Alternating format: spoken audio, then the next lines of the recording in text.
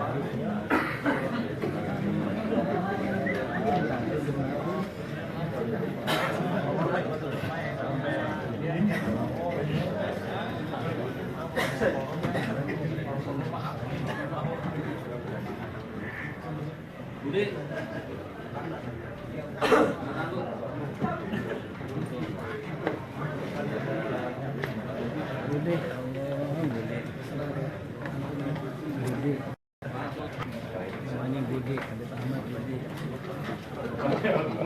Kan tanya, namanya Budi. Oke. Ahmad.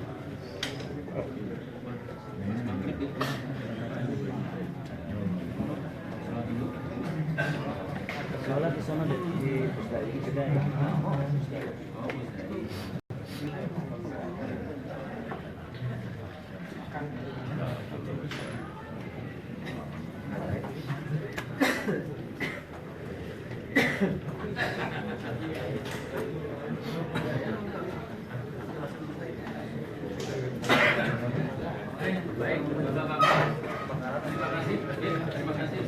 Saya tunggu jalannya, kasih jalannya. Ya.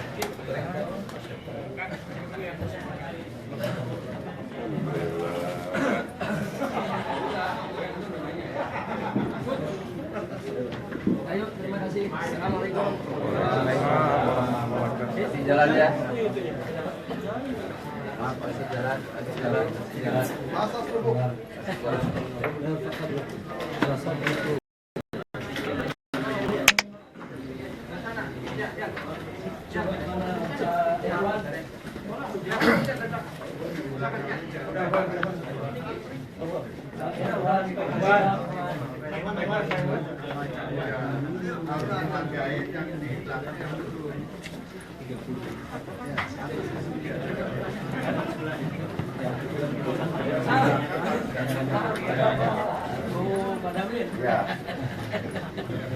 Ayo, mari.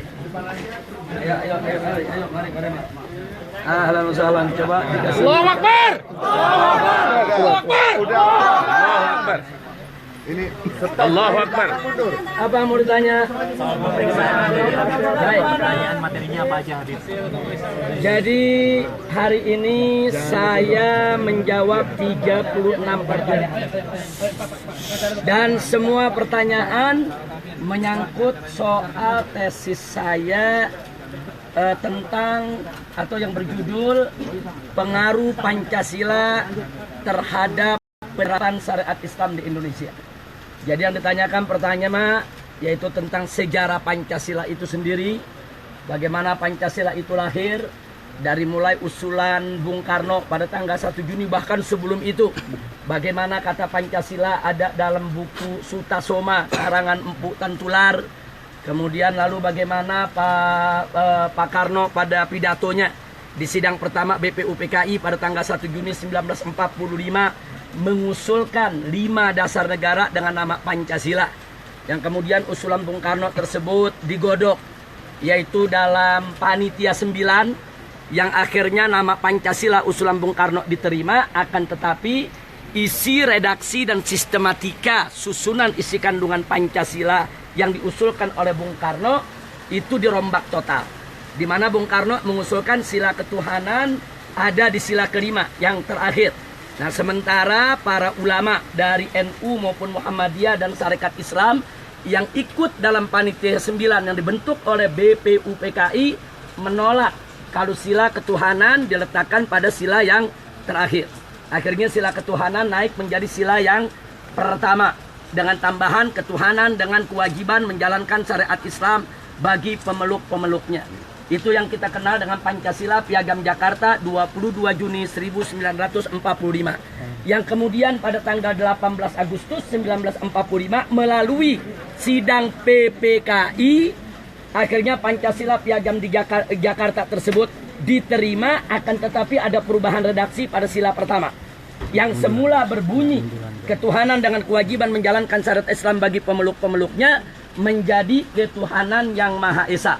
Nah, bagi saya itu perubahan sama sekali tidak merugikan umat Islam karena dari ketuhanan yang diikat dengan syariat menjadi ketuhanan yang diikat dengan tauhid. Nah, jadi intinya sebetulnya sama saja bahwa ketuhanan yang Maha Esa artinya bahwa bangsa ini harus selalu menjunjung tinggi hukum Tuhan yang Maha Esa.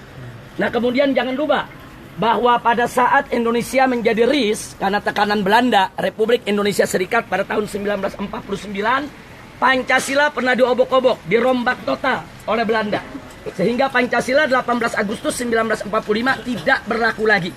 Begitu juga pada saat RIS berubah menjadi NKRI atas usulan integral Pak Nasir ketika itu, akhirnya ada konstitusi Undang-Undang Dasar sementara tahun 1950 masih menggunakan Pancasila produk RIS.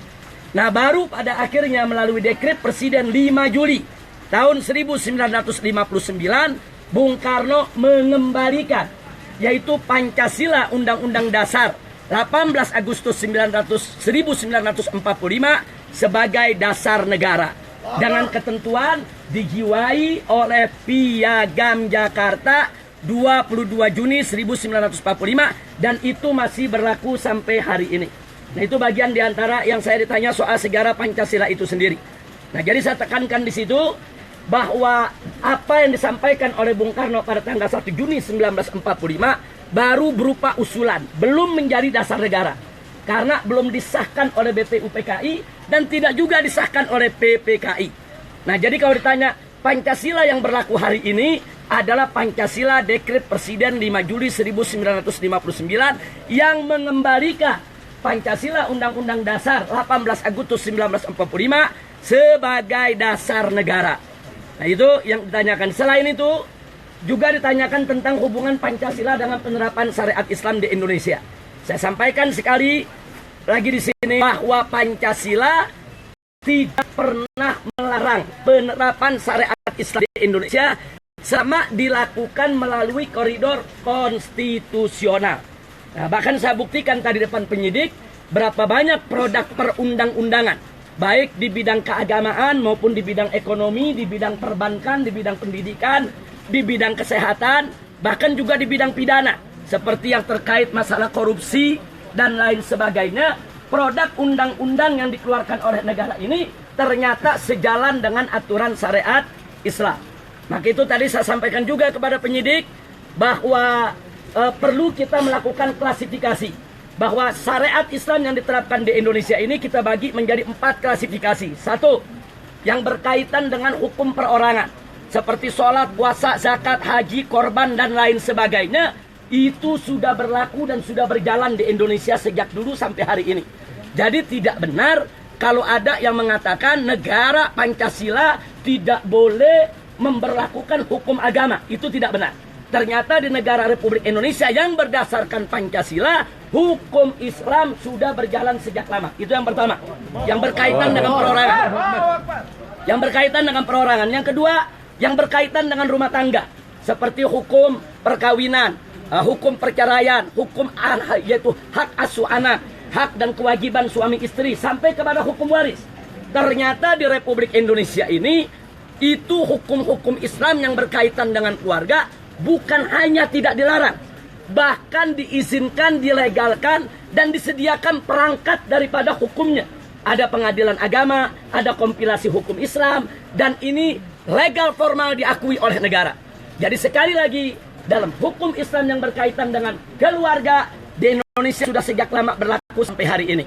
Yang ketiga, yaitu hukum Islam yang berkenaan dengan sosial kemasyarakatan, termasuk pendidikan dan ekonomi.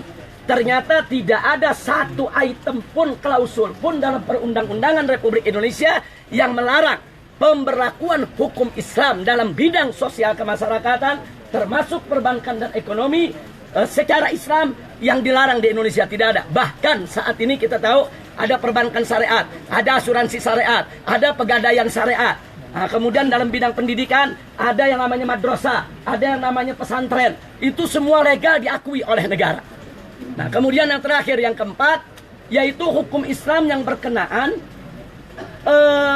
dengan otoritas daripada negara buat melakukannya, seperti hukum pidana Islam, umpamanya pencuri dipotong tangan atau pemabuk dicambuk dan lain sebagainya. Nah, hukum-hukum ini tidak bisa dijalankan secara sendiri-sendiri.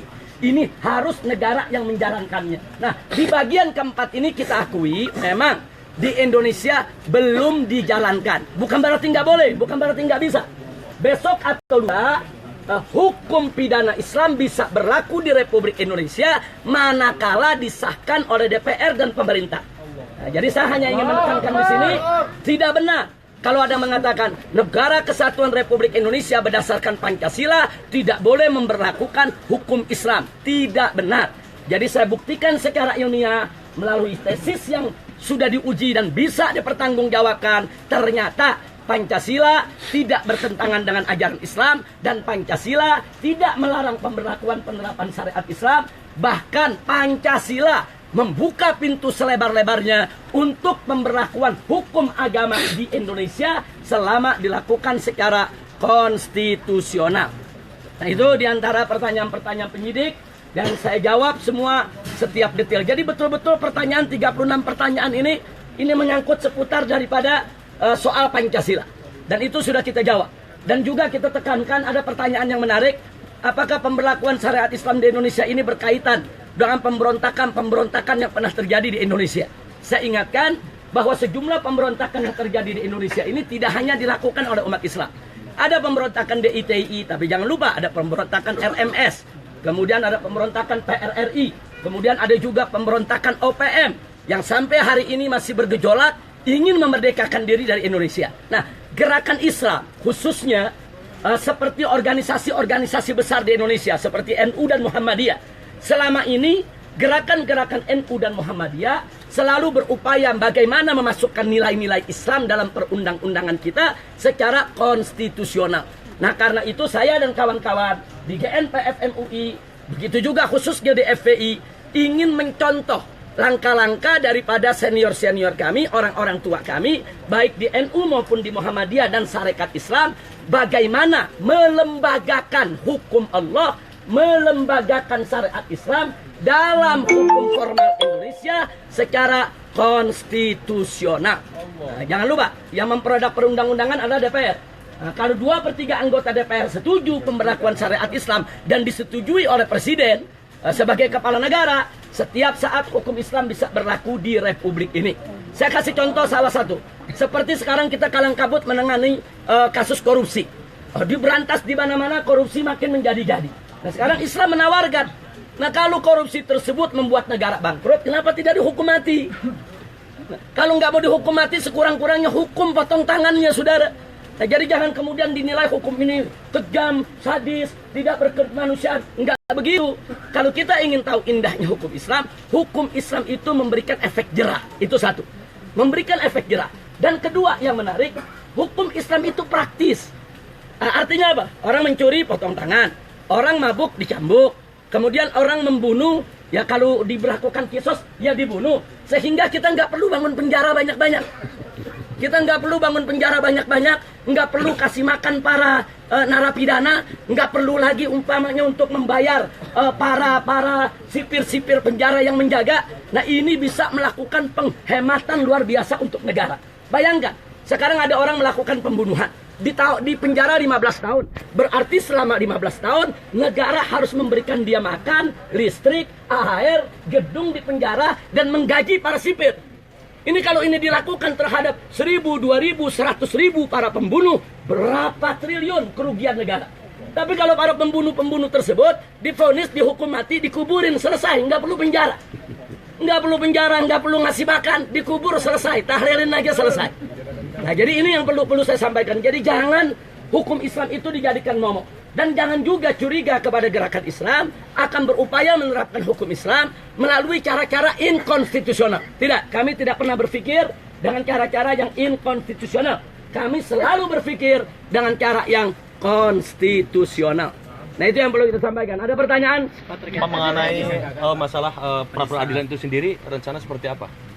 Itu urusan pengacara, nanti didiskusikan oleh mereka. Yang penting hari ini saya sudah memberikan jawaban-jawaban yang diperlukan. Dan ini belum selesai. Nah, ini belum selesai karena kita juga akan mengajukan saksi-saksi ahli tata negara, kemudian ahli sejarah, yaitu tentang Pancasila, dan juga ahli di beberapa bidang lainnya. Kita minta tadi kepada penyidik akan kita bawa saksi-saksi tersebut. Jadi ini belum selesai. Enggak, ini akan kita koordinasikan dulu dengan tim pengacara kita. Jadi masih ada panggilan kedua lagi, Pak? Tanggapan terhadap Ya, tentu kalau belum selesai kan kita akan bawa ahli-ahlinya. tanggapan terhadap video, Habib. Baik, kalau pertanyaan soal video, saya ingatkan, video itu durasinya hanya 2 menit 13 detik. Jadi dengan rekaman video yang diedit sedemikian rupa, dengan durasi 2 menit 13 detik, tidak bisa dipertanggungjawabkan. Dan saya sendiri keberatan kalau video itu dijadikan sebagai barang bukti atau alat bukti, sebab dengan editan ceramah 1 atau 2 jam menjadi 2 menit 13 detik, ini bisa menimbulkan persepsi yang berbahaya. Nah, karena itu kita juga minta tadi kepada penyidik untuk bisa menyajikan, memperlihatkan kepada kami rekaman secara utuh. Karena bahaya sekali kalau kita harus menganalisa atau berpendapat dengan satu ceramah yang durasinya cuma 2 menit 13 detik. Seumur hidup saya tidak pernah ceramah cuma 2 menit. Seumur hidup saya nggak pernah ceramah 2 menit. Kalau 2 jam sering. Dalam video itu, Nanti di sini aja udah 10 menit. dalam video itu, Sosok yang dalam video itu Habib. Jadi saya pikir pertanyaan-pertanyaan tadi sudah saya jawab di dalam. Nanti penyidik tentunya punya penilaian apa yang akan dilakukan. Dan mudah-mudahan ini tetap berjalan dengan baik. Terima kasih. Allahu Akbar.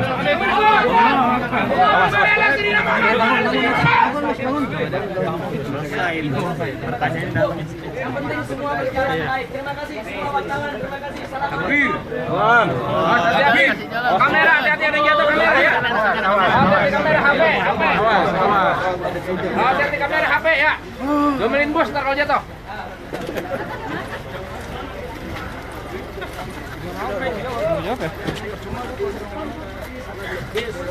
Wah, Mas. Udah. Mobilnya belakang. Siapa di sini?